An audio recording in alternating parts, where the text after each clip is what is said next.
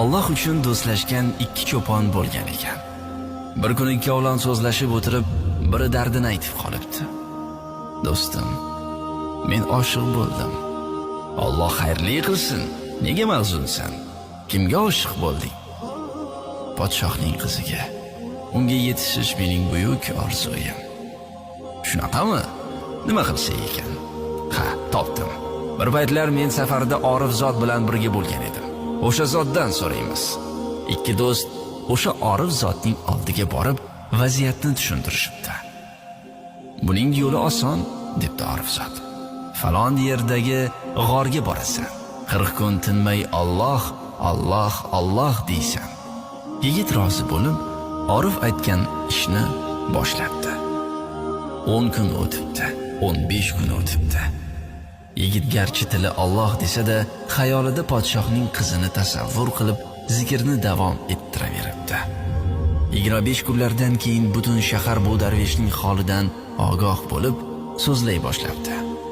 Ko'rdingizmi? Bir darvesh g'orda tunu kun Allohni zikr etyapti. Qanday go'zal.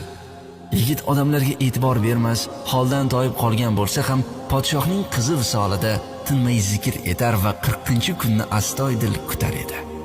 Bu gap so'zlar podshohning saroyiga ham borgach, vazirlar: "Podshohim, bilasiz, valilar kelgan joylarga Allohning barakasi nozil bo'ladi. Odamlarda muhabbat paydo bo'ladi. Qanday qilib u zotni shahrimizda olib qolsak ekan?" deyishibdi. Saroyim oldiga bir saroy qursak, qabul etarmikan? Yo'q, Orif zotlar mol dunyoga qarashmaydi. Vazirlikni bersam-chi? Uni ham qabul etmaydi. Unda nima maslahat berasizlar? Karimangizni unga nikohlab bering. Agar vali zot qabul qilsalar, bu menga ham sharaf. 40-kun yetib kelibdi.